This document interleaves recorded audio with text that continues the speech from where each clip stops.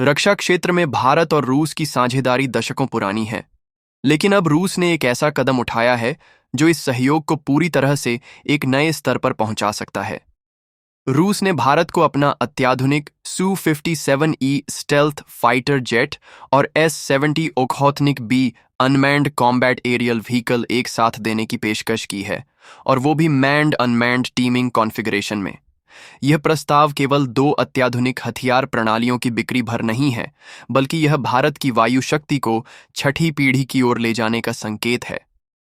Su-57E रूस के Su-57 fallen का एक्सपोर्ट वर्जन है। ये एक पांचवीं पीढ़ी का twin engine stealth fighter jet है जो मल्टी रोल क्षमता रखता है, यानी ये air dominance, ground attack, electronic warfare और डीप स्ट्राइक मिशन में इस्तेमाल किया जा सकता है। इसमें AESA रडार, सुपर क्रूज, बिना आफ्टर बर्नर के सुपरसोनिक उड़ान और उन्नत लो ऑब्जर्वेबिलिटी डिजाइन शामिल है, जिससे इसकी रडार पर पकड़ बेहद मुश्किल हो जाती है। यह लॉकहीड मार्टिन के F-35 और चीन के J-20 माइटी ड्रैगन का सीधा प्रतियोगी माना जाता है। भारत की वायुसेना पहले से ही 272 Su-30 MKI फाइटर ऑपरेट कर रही है, जो रूसी तकनीक पर आधारित हैं। ऐसे में Su-57E को अपनाना तकनीकी, रणनीतिक और लॉजिस्टिक रूप से एक समझदारी भरा फैसला हो सकता है। S-70 ओखोत्निक बी एक हैवी स्टेल्थ UCAV है जिसे सुखोई ने मिकोयन के सहयोग से विकसित किया है।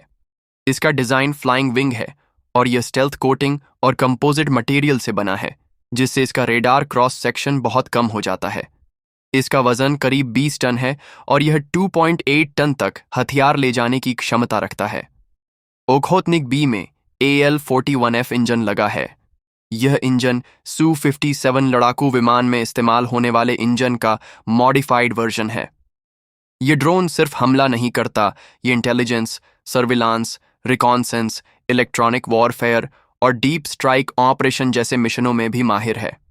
इसकी रेंज 6000 किलोमीटर तक बताई जाती है, जिससे यह आसानी से चीन या पाकिस्तान के गहरे इलाकों में घुस सकता है, वो भी बिना किसी पायलट के जोखिम के। मैन्ड अनमैन्ड टीमिंग का मतलब है कि एक पायलट वाला जेट जैसे Su-57E कई UCAVs जैसे ओखोत्निक बी को रिमोटली कंट्रोल करता है। इस कॉम्बिनेशन से Su-57E न केवल खुद लड़ाई में भाग लेता है, बल्कि कमांड एंड कंट्रोल नोड की तरह कार्य करता है और साथ ही साथ UCAVs को दुश्मन के इलाकों में भेजता है। इस टीमिंग से मिशन की फ्लेक्सिबिलिटी और प्रिसीजन दोनों बढ़ जाती है, चाहे लक्ष्य हो दुश्मन के air defence system, command centres या स्ट्रेटेजिक इंफ्रास्ट्रक्चर। ओखोत्निक बी पहले अंदर जाएगा और Su-57E पीछे से ऑपरेशन को नियंत्रित करेगा। भारत ने ऑपरेशन सिंदूर के तहत पाकिस्तान को करारा जवाब दिया था। भारतीय वायुसेना ने इस ऑपरेशन में 11 पाकिस्तानी एयरबेस पर हमले किए, 6 फाइटर जेट्स, 2 साब 2000 और कई चीनी ड्रोन्स को नष्ट किया। इस दौरान भारत ने रफाल जेट्स का इस्तेमाल किया, जो SKLP मिसाइल और उन्नत इलेक्ट्रॉनिक वॉरफेयर सिस्टम से लैस थे। इस हमले में पाकिस्तान के HQ-9B एयर डिफेंस सिस्टम और PL-15E मिसाइलों की सीमाएं उजागर हो गईं। यह सब दिखाता है कि भारतीय वायुसेना अब सिर्फ प्रतिक्रिया नहीं देती, बल्कि निर्णायक और गहरे हमले करने की क्षमता रखती है। भारत को एक साथ दो मोर्चों LAC और LOC पर सतर्क रहना पड़ता है। Su-57E और ओखोत्निक बी की जोड़ी इन दोनों मोर्चों पर भारत को नया सामरिक लाभ दे सकती है।